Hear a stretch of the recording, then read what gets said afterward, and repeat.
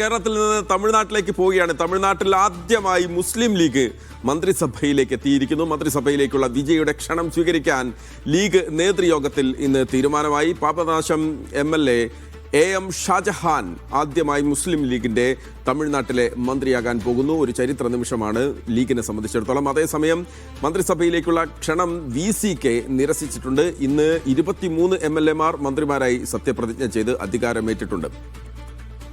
മുഹമ്മദ് സൈഫുള്ള ചേരുകയാണ് ന്യൂസ് ഡെസ്കിൽ നിന്ന്. സൈഫുള്ള, കോൺഗ്രസിനെ സംബന്ധിച്ചിടത്തോളം 59 വർഷങ്ങൾക്ക് ശേഷമാണ് കോൺഗ്രസിന് അവിടെ ഒരു മന്ത്രി ഉണ്ടാകുന്നത്. 2 മന്ത്രിമാർ ഇന്ന് കോൺഗ്രസ് മന്ത്രിമാരുണ്ട്. ഒപ്പം തന്നെ മുസ്ലിം ലീഗിന്റെ ചരിത്രത്തിലാദ്യമായി AM ഷാജഹാൻ അവിടെ മന്ത്രിസഭയിലേക്ക് വരുന്നു. VCK ഞങ്ങൾ മന്ത്രിസഭയിലേക്കില്ല എന്ന് പറയുന്നു. അപ്പോൾ ആദ്യഘട്ടത്തിൽ DMK-യോട് കൂടി നിന്നെങ്കിലും പിന്നീട് DMK-യിൽ നിന്ന് വന്നതിന് ശേഷം, അല്ലെങ്കിൽ വിജയ്ക്ക് പിന്തുണ പൂർണ്ണമായി കൊടുത്ത ശേഷം മന്ത്രിസഭയിലേക്കുള്ള തീരുമാനം അത് ഈ കഴിഞ്ഞ ദിവസം എടുത്തൊരു തീരുമാനമാണ്. എന്താണ് രാഷ്ട്രീയമായി അവിടെ ഇപ്പോൾ തമിഴ്നാട്ടിൽ സംഭവിച്ചുകൊണ്ടിരിക്കുന്നത്? DMK ഇതിനോട് പ്രതികരിച്ചിട്ടുണ്ടോ സൈഫുള്ള? മഹേഷ്, ഇത്തവണ തമിഴ്നാട് മന്ത്രിസഭാ രൂപീകരണത്തിൽ ചരിത്രപരമായ നിരവധി സംഭവങ്ങൾ ഉണ്ടായിട്ടുണ്ട്. അതിലേറ്റവും പ്രധാനപ്പെട്ടത് ദളിത് വിഭാഗത്തിൽ നിന്ന് 7 പേർ മന്ത്രിസഭയിലേക്ക് എന്നുള്ളതാണ്. അതിലൊരാൾ കോൺഗ്രസിൽ നിന്നാണ്. മറ്റൊരു കാര്യം, തമിഴ്നാടിന്റെ ചരിത്രത്തിൽ ആദ്യമായി മുസ്ലിം ലീഗ് പ്രതിനിധി മന്ത്രിസഭയിലേക്ക് എത്തുകയാണ്. നേരത്തെ DMK-യുടെ ഭാഗമായി തമിഴ്നാട് ഉണ്ടായിരുന്നെങ്കിലും ആ സമയത്തൊന്നും പലപ്പോഴും മന്ത്രിസഭയിൽ പരിഗണിച്ചില്ല.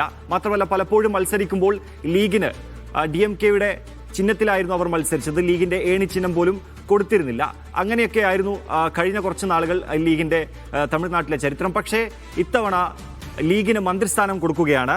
പാപനാശം MLA AM ഷാജഹാനാണ് ലീഗിന്റെ പ്രതിനിധിയായി മന്ത്രിസഭയിലേക്ക് എത്തുന്നത്.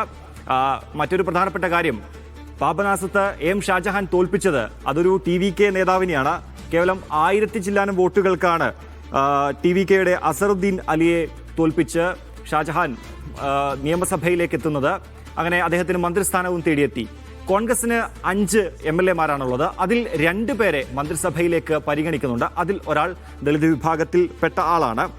കോൺഗ്രസിൽ നിന്ന് മന്ത്രിമാരാകുന്നത് രാജേഷ് കുമാർ, അദ്ദേഹം കന്യാകുമാരി MLA ആണ്. പിന്നീട് മേലൂർ MLA ആയ P. വിശ്വനാഥൻ.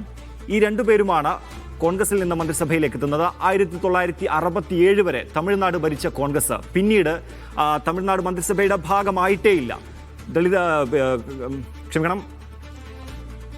തമിഴ്നാട്ടിൽ DMK-യും ADMK-യും മാറി മാറി ഭരണത്തിൽ വന്നപ്പോൾ പലപ്പോഴും ഭരണമുന്നണിയുടെ ഭാഗമായിട്ട് കോൺഗ്രസും ഉണ്ടായിരുന്നു. അപ്പോഴൊന്നും കോൺഗ്രസിനെ പരിഗണിച്ചേയില്ല. പക്ഷേ ഇത്തവണ TVK കോൺഗ്രസിന് 2 മന്ത്രിസ്ഥാനമാണ് കൊടുക്കുന്നത്. പിന്നെ ചില വകുപ്പുകളിൽ മാറ്റം വന്നിട്ടുണ്ട്. നേരത്തെ സെങ്കോട്ടയ്യന് TVK-യുടെ സെങ്കോട്ടയ്യന് ധനം വകുപ്പായിരുന്നു തീരുമാനിച്ചത്. അത് മാറി ഇപ്പോൾ അദ്ദേഹത്തിന് റവന്യൂ കൊടുത്തിട്ടുണ്ട്. മറ്റൊരു കാര്യം, VCK ഈ മന്ത്രിസഭയുടെ ഭാഗമാവുന്നില്ല എന്നാണ്. VCK-ക്ക് മുൻപാകെ TVK ഓഫർ വെച്ചിട്ടുണ്ട്. പക്ഷേ മന്ത്രിസ്ഥാനം വേണ്ട, പകരം പുറത്തുനിന്ന് പിന്തുണക്കും എന്നാണ് VCK പറഞ്ഞത്. VCK മാത്രമല്ല, CPM-ഉം CPI-യും ഇതേ നിലപാട് തന്നെയാണ് സ്വീകരിച്ചത്. പിന്നെ ADMK-യിൽ നിന്ന് പിന്തുണ ലഭിച്ച ഏതാനും ചില MLA-മാരുണ്ട്. ഇവരെ ഒരു തരത്തിലും പരിഗണിക്കാൻ പാടില്ല എന്ന നിലപാട് CPM-ഉം കോൺഗ്രസും എടുത്തിട്ടുണ്ട്. ഒരു തരത്തിലും അവർക്ക് മന്ത്രിസ്ഥാനമോ അല്ലെങ്കിൽ മറ്റെന്തെങ്കിലും ആനുകൂല്യമോ മന്ത്രിസഭയിൽ കൊടുക്കേണ്ടതില്ല എന്ന് തന്നെയാണ് ഉറപ്പിച്ചു പറയുന്നത്. എന്തായാലും അവരെ ഇപ്പോൾ തൽക്കാലം മന്ത്രിസഭയിലേക്ക് എടുക്കാനില്ല എന്ന TVK നേതൃത്വവും അറിയിച്ചിട്ടുണ്ട്. ഇങ്ങനെ ചരിത്രപരമായ പല സംഭവങ്ങളും ഇത്തവണ തമിഴ്നാട് മന്ത്രിസഭാ രൂപീകരണവുമായി ബന്ധപ്പെട്ട് ഉണ്ടായിട്ടുണ്ട്. മഹേഷ്,